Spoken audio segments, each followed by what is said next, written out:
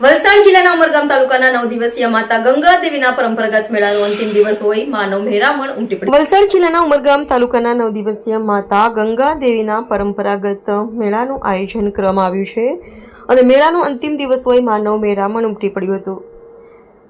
9 દિવસ ચાલનારા મેળામાં દિવસ દરમિયાન ભારે ગરમીના કારણે સાંજે હજારો લોકોએ મેળાની મજા માણી હતી। મહારાષ્ટ્ર સંઘ પ્રદેશ સહિત દૂર દૂરથી આ પરંપરાગત મેળાની મજા માણવા લોકો અહીં આવે છે।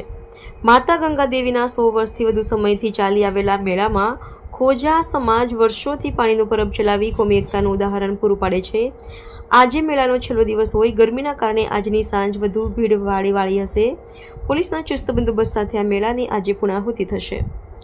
માતા ગંગા દેવીના મેળા સાથે દાણુના મહાલક્ષ્મી માતાના મંદિર 15 દિવસીય મેળાનો પ્રારંભ થાય છે। માતા ગંગા દેવીના મંદિરમાં ગ્રામ દેવતા સાથે માં ભવાની બિરાજમાન છે। અહીં માનવામાં આવતી માનતા પૂર્ણ થતી હોય લોકો આખા વર્ષ દરમિયાન અહીંના સુખદ વાતાવરણનો લાભ લેતા હોય છે।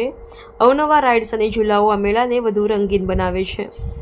માતા ગંગા દેવીના મેળામાં વર્ષોથી તમામ કોમના લોકો દુકાનો નાખે છે અને કોમી એકતા સાથે મેળાની પૂર્ણાહુતિ બાદ માતાનો આભાર માને છે। Reporter Gabbar, Tehelka news Vapi.